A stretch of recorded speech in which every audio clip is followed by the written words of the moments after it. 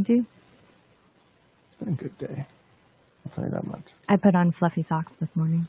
Wow, how good for you. Because it was so cold. You deserve it. Mm-hmm. Welcome to the State of Utah podcast presented by Silicon Slopes Commons. My name is Clint Betts. And my name is Elizabeth Converse. Liz is here. Liz, it's Wednesday. It is a Wednesday. If it's Wednesday, it's you and I talking. That's a fact. And we talk about politics. Yes, we do. I don't know two people who know more about politics than the two of us. This room is just overflowing with knowledge. We've forgotten more about politics than the rest of the country combined. It's true. So we have to start with the obvious. There was a presidential debate last night. Yep. Do you remember who our president is? Yes. So Donald Trump, debated Joe Biden. Sort of.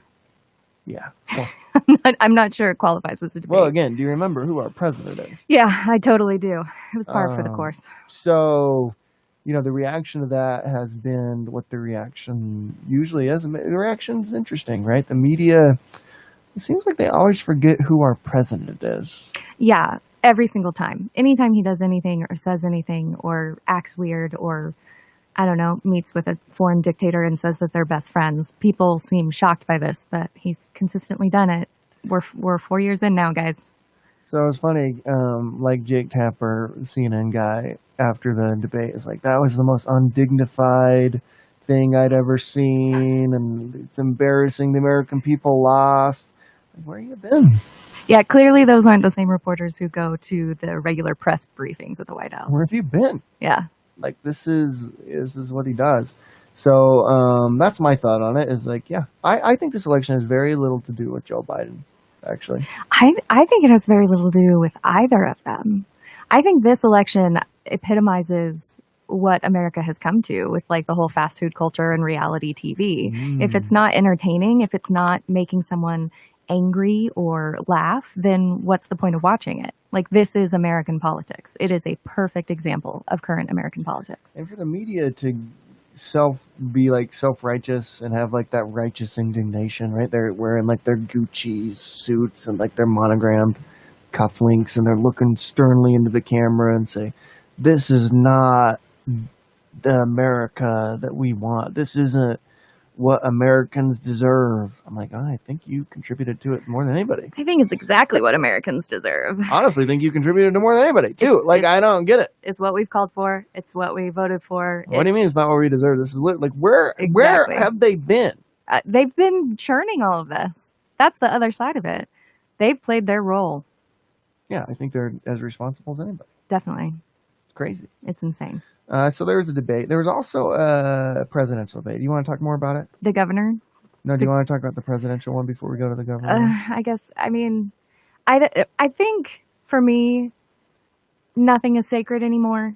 I was raised by one parent who had a parent who served in the military and another parent who's worked for the federal government my whole life. And so I was raised with the idea that we protect these institutions because regardless of who controls them, the institution itself is valuable. But the rest of the country doesn't feel that way. And there's no reason that they should. There's no reason that they should trust government when it's consistently let them down. So I don't know. I think it's all entertainment value at this point. And Joe Biden's not entertaining, so I don't really have a lot of hope in what the polls are saying right now. I would be concerned if for those who do not want Donald Trump to be our president again, that this is feeling more and more like 2016, the lead up to 2016. Again, the righteous indignation from the media while washing their hands of their role in all of this. Yep, absolutely. I mean, the host of The Apprentice is our president, and the media takes no responsibility for that. Yep. It's very strange. It is. I would be very nervous that this is feeling a lot like the run-up to 2016. Yeah, I think it is. There are a lot of similarities and not a lot of strategy, it seems. I mean, a lot of Hillary Clinton's strategy was similar to Joe Biden's, where it's just, take a step back and let Trump do what Trump's going to do. And the American public is responsible enough to not want that person as president. And that's exactly why we're in the situation we're in. The only thing I can think of that would make it different, one, we've had 4 years of this, and maybe the country's just exhausted. I right? am. I'm Just exhausted. exhausted with this, like the whole thing. And I'm not even just talking about with him, like the whole, Oh like, yeah. he stands up, does something, and then these guys in Gucci suits who make millions of dollars and, live in Manhattan penthouses and pretend to speak for the working man, go on CNN or MSNBC or Fox News or any of these people and pretend to speak for us, but they actually just speak down to us. Mm-hmm. And they say, "Can you believe this?" And they have this, like, it's like, yeah, majority of Americans trust Trump more than you. Like, Yeah, easily.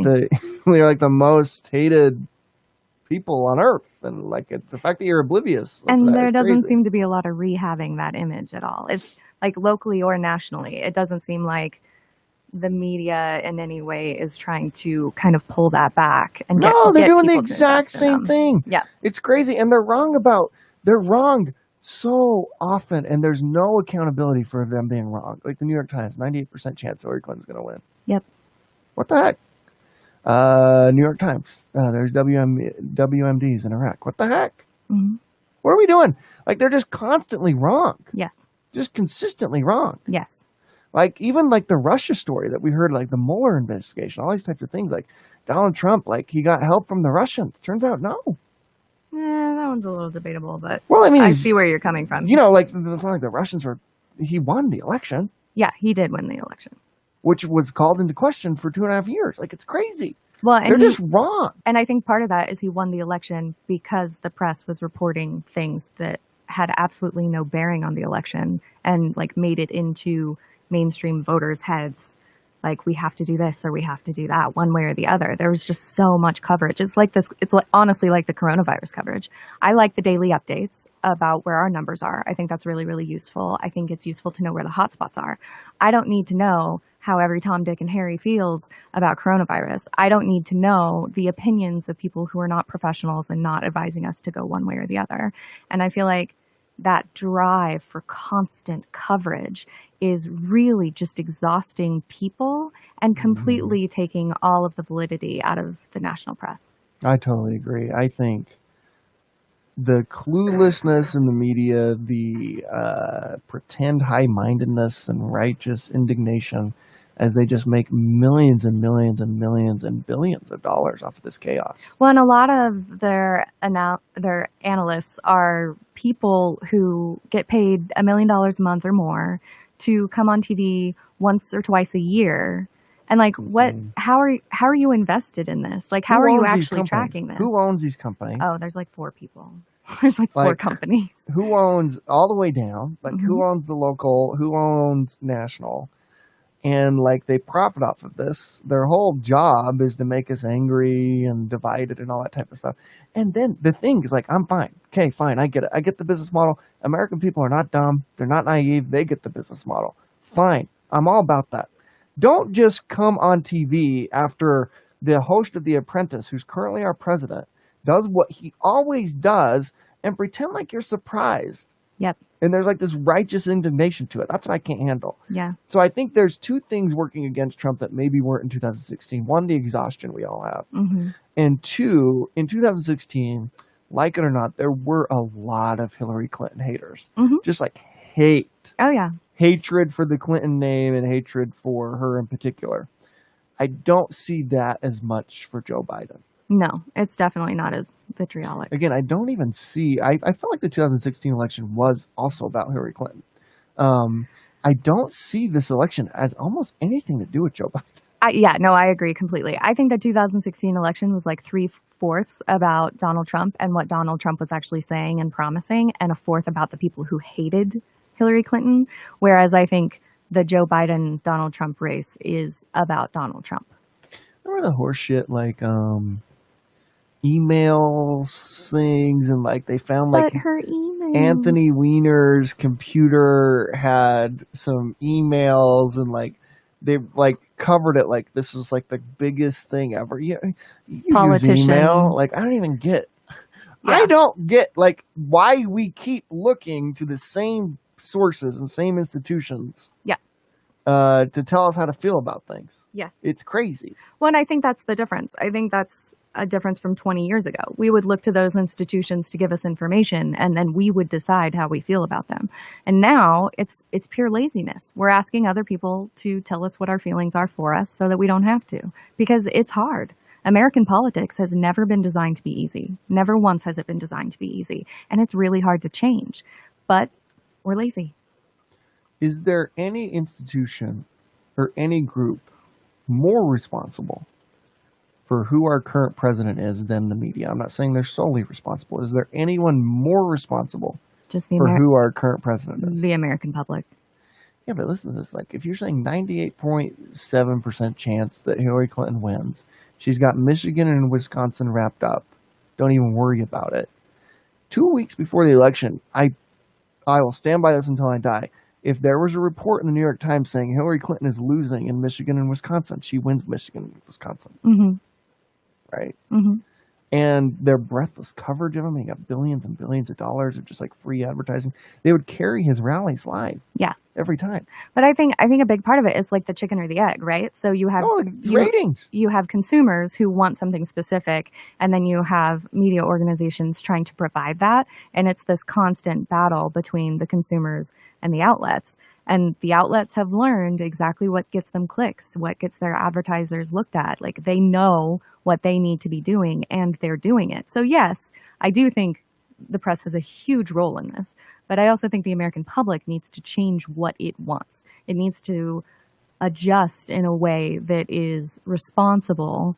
And honestly, like, you vote with your dollars when it comes to the press. If you're supporting an organization that isn't doing good work, then you need to stop supporting that organization. Yeah, it's crazy. It's wild. That's my biggest takeaway. I was not in any way shocked by what happened on that stage, because it's been happening every day. Yep. For the past 3.5 years. Yep. What made me angry is, like, this feels like 2016 again. Yeah.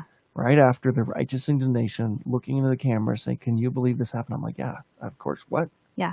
What are you talking about? Where have you been? Yes. Of course I believe this. I do think there was one point during the debate where I was like shaking my head in avid agreement with the president. And it was where he said he was the president and he's been elected for 4 years, not 3.5 years, not until November. He was elected for 4 full years, and he's going to do his job for 4 full years.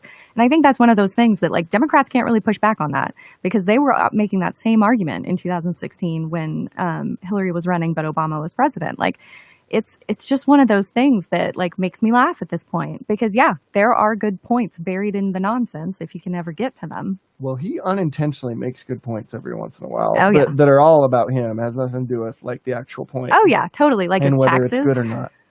Yeah, the taxes, that was a fantastic point. Oh yeah. But it was all just to save his own self. But him saying, like, yeah, I paid $750 in income tax or whatever. It's like, I just used the tax code that Joe Biden and Yep. everybody else who've been here for Approved. 47 years are fine with. Yes. Like, it is, like, in that New York Times bombshell report about, like, the amount of taxes that he paid, it doesn't say he did anything illegal. Let's talk about that report really quickly, because I don't think that report matters at all. No, it doesn't at all. And I think the fact that the New York Times thinks it does and that Democrats think it matters is hugely problematic for the political dialogue in our country. Like, I don't care. Like, the fact that he was hiding his taxes, I was like, oh, that's really sketchy.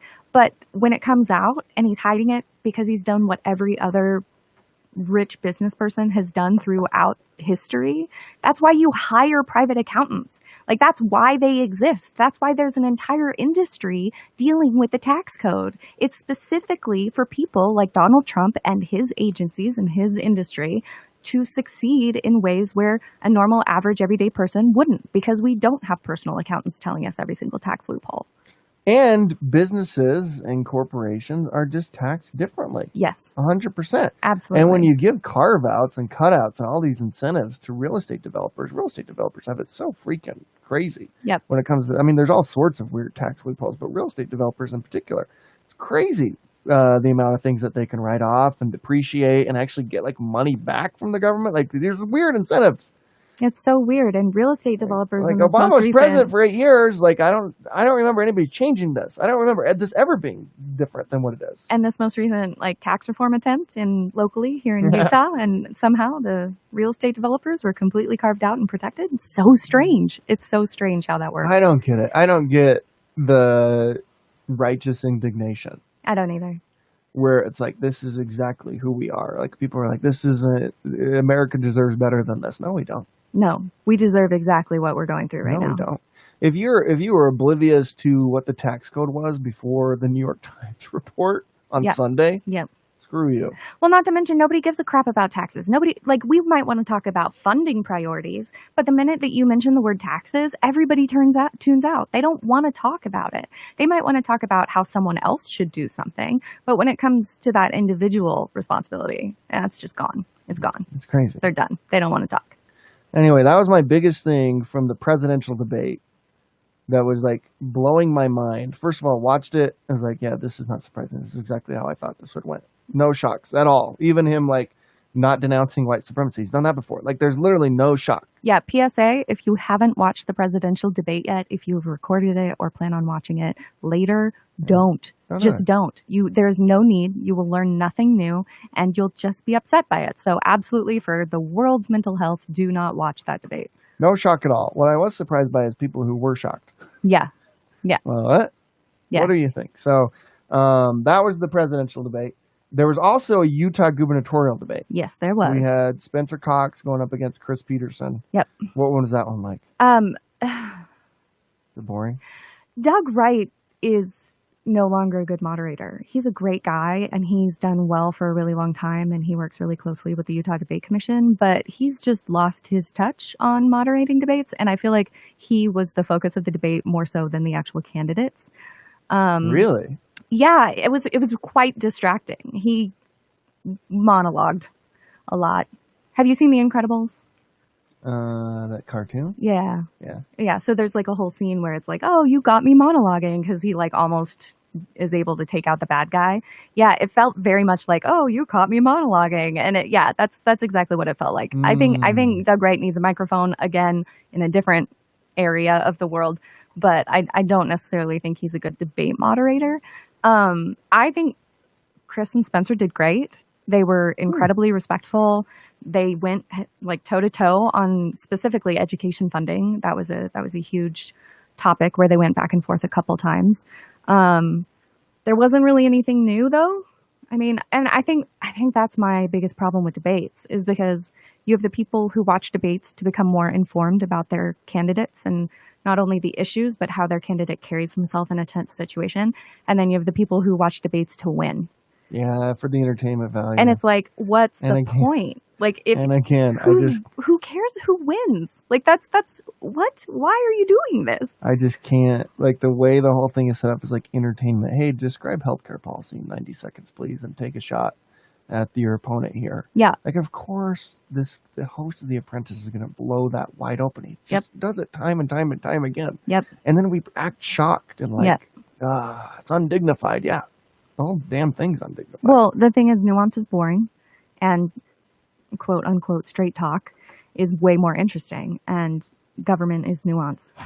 I mean, that's just a fact. Everything is nuanced. Everything affects somebody differently. And you're talking about 333 million people and like what's going to happen. And in Utah, over 3 million people, what's going to happen? And it's really difficult to explain that in such a short period of time. But I think Chris and Spencer did a really good job. Yeah, I think there's a way to structure these debates that would be useful. They're just not. We just keep using this old like entertainment model, and we have, again, just these clowns who act as though they're like straight shooters. Yeah. I'm not talking about Doug Wright. I don't know. I didn't watch the gubernatorial debate, but at a national level, like it's just like, why is this person? Who picked this person to moderate?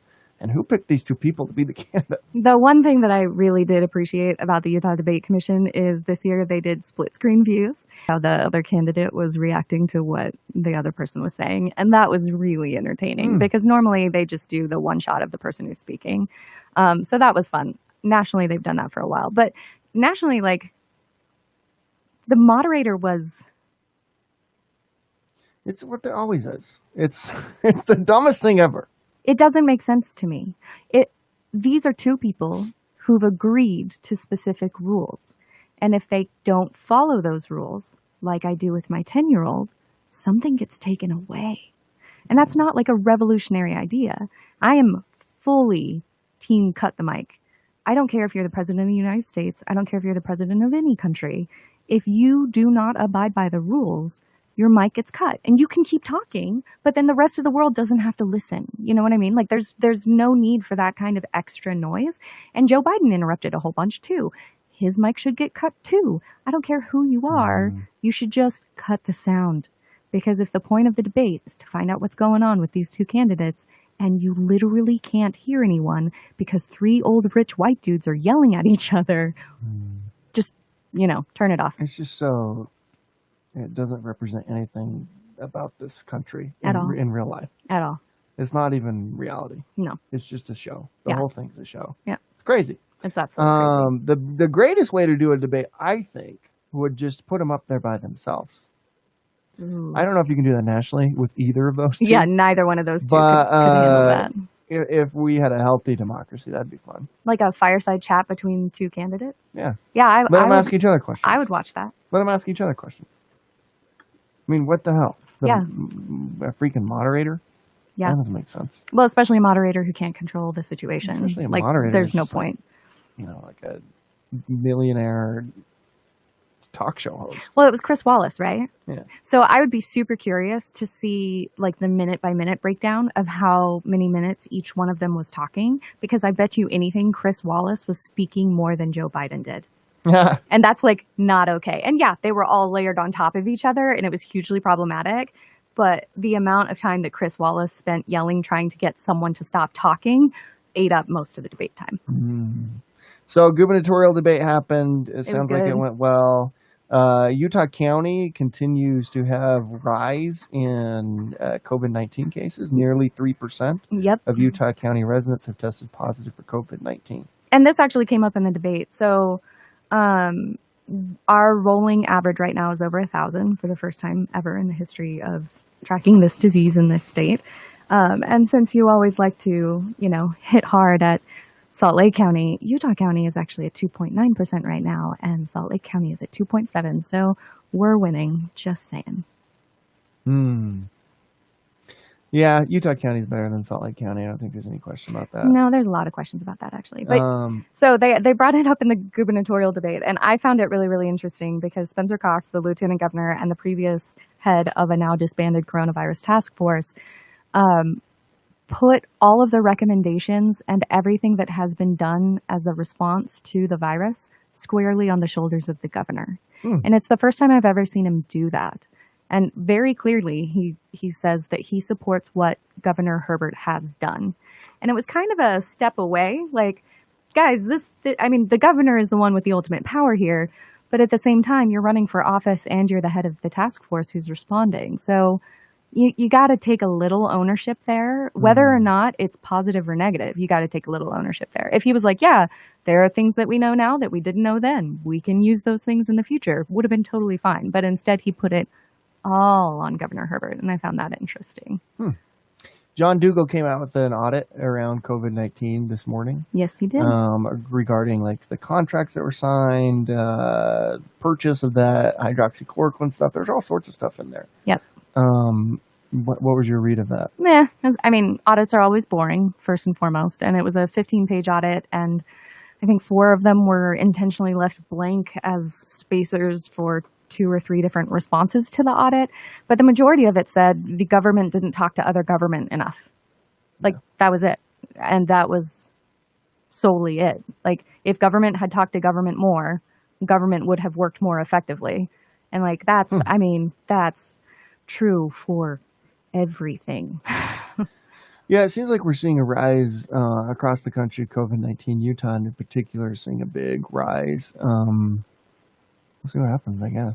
Yeah. It's kind of crazy. Well, with Utah County's mandate, hopefully some of that will start to die down.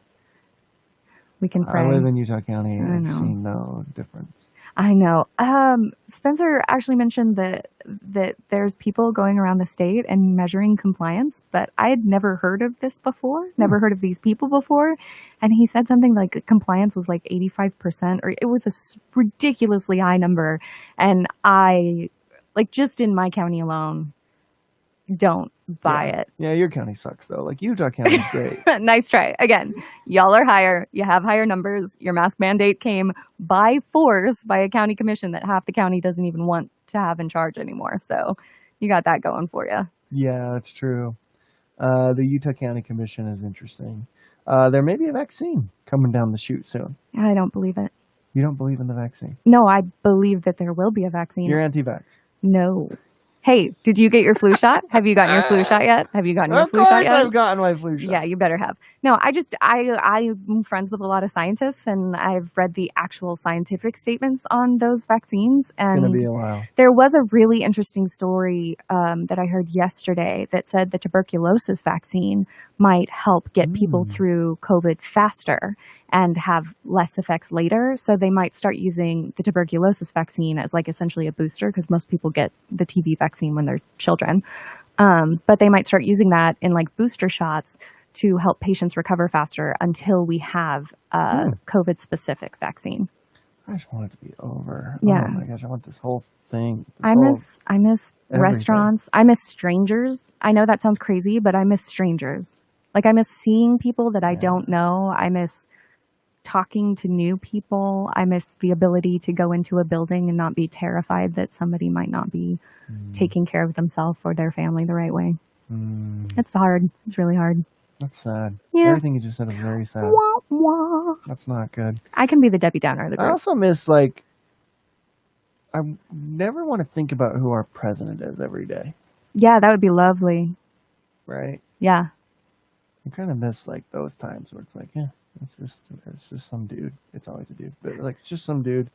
Whatever. Well, and we always have people in our lives who get upset or stressed out by things. And it's at this point, it's like, okay, don't read, don't watch, just unplug. I think the one thing that we will learn coming out of coronavirus as a country is how to unplug. Everything is so terrible right now that the best thing in your life is turn off your phone, turn off your computer, go play a card game with your family. You know, you don't need to be listening. You cannot make change in the next 5 minutes. So take a breather. Yeah, I think that's good advice. Mm-hmm. Yeah, it's weird time. Very Weird time. But this Sunday, we get to talk about Oh, yeah. drugs. Tell people the show. Puff, puff, pass. I think that's what we're going to call it. Heck yeah. We're talking about drugs on Sunday. We are. We're talking about medical cannabis and psychedelics and the impact they have on health and Utah's drug culture. It's just an hour of me trying all the drugs I can. All of them. What will happen? It's a great experience watching Clint go through a mushroom trip. Like, Let's do it. It's pretty baller. I'm in. Yep. So tune in Sunday for the show. Liz, so great to see you. You too. It's Wednesday. If it's Wednesday, Liz is here. We'll talk to everybody next week, and make sure you tune in via all of our social media channels on Sunday for the State of Utah. Bold title. Yep. All right. Talk to everybody later.